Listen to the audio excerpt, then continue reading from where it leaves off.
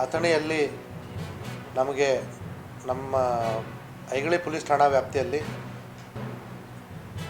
ದುರದೃಷ್ಟಕರ ಘಟನೆ ನಡೆದು ಇಬ್ಬರು ವ್ಯಕ್ತಿಗಳ ಮರಣದ ಪ್ರಕರಣ ಕೊಲೆ ಪ್ರಕರಣ ದಾಖಲಾಗಿತ್ತು.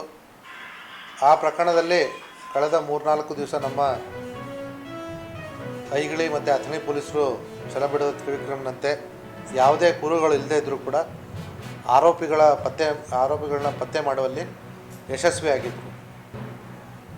ಹಲವಾರು CCTVಗಳನ್ನ ಪರಿಶೀಲನೆ ಮಾಡಿ ವಿವಿಧ ಆಯಾಮಗಳಲ್ಲಿ ತನಿಖೆ ನಡೆಸಿ ವೈಜ್ಞಾನಿಕವಾಗಿ ತನಿಖೆ ನಡೆಸಿ ಆರೋಪಿಗಳು ಯಾರು ಅಂತ ಪತ್ತೆ ಮಾಡಿದರು. ಅದರಲ್ಲಿ ಒಬ್ಬ ಆರೋಪಿ ಶೇಗುಣಸಿ ಅವನು ಇದ್ದಾನೆ ಅನ್ನೋಂಥದ್ದು ನಮಗೆ ಖಚಿತವಾಗಿ ಕನ್ಫರ್ಮ್ ಆದಾಗ ನಮ್ಮವರು ನಿನ್ನೆ ದಿವಸ ಶೇಗುಣಸಿಗೆ ಹೋಗಿ ಅಲ್ಲಿ ಇರ್ತಕ್ಕಂಥ ನಮ್ಮ ಪೊಲೀಸ್ ಸ್ನೇಹಿತರಿಗೆ ಈ ವ್ಯಕ್ತಿಯ ಫೋಟೋವನ್ನು ತೋರಿಸ್ಬೇಕಾದ್ರೆ ಇನ್ನೊಬ್ಬ ವ್ಯಕ್ತಿ ಕೂಡ ಅದೇ ಊರಿನವನು, ಆಪಾದಿತನು ಕೂಡ ಅದೇ ಊರಿನವನು ಅಂತ ಗೊತ್ತಾಗಿದೆ. ಆ ಸಂದರ್ಭದಲ್ಲಿ ಒಬ್ಬ ಆಪಾದಿತನ ಮನೆಗೆ ಹೋಗಿ ಪರಿಶೀಲನೆ ಮಾಡಿದಾಗ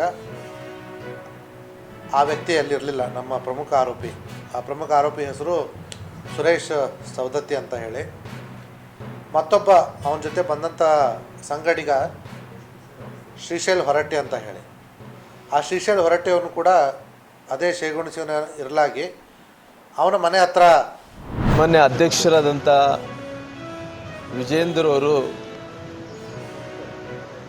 ಜನಾಕ್ರೋಶ ಸಮಾವೇಶವನ್ನು ಇವತ್ತು ಬೆಳಗಾವಿಯಲ್ಲಿ ಹತ್ತತ್ರ 7 ದಿನಗಳ ಕಾಲ ಜನಾಕ್ರೋಶ ಸಮಾವೇಶವನ್ನು ಇಡೀ ರಾಜ್ಯದಲ್ಲಿ ಅತ್ಯಂತ ನಾವು ಮಾಡ್ತಾ ಇದ್ದೀವಿ.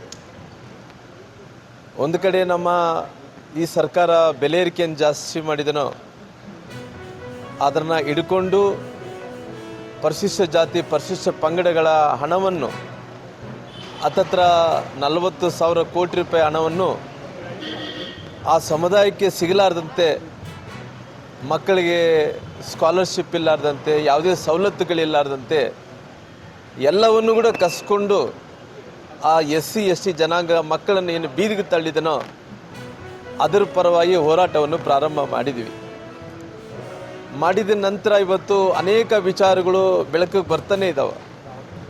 ಸರ್ಕಾರ ಇಷ್ಟು ಒಜ್ಜೆ ಆಗಿದೆ ಅಂತ ಹೇಳಿದ್ರೆ ಜನರು ನೋಡ್ತಾನೆ ಈ ಸರ್ಕಾರ ಎದಕ್ಕೋಸ್ಕರವಾಗಿ ಬಂತು ಅನ್ನೋಂಥ ಜನರು ಸಾಮಾನ್ಯವಾದಂಥ ಮಾತಾಡುವಂಥ ಜನರ ಭಾಷೆಯಲ್ಲಿ ನಾಲಿಗೆ ಮೇಲೆ ಬರ್ತಾ ಇದೆ.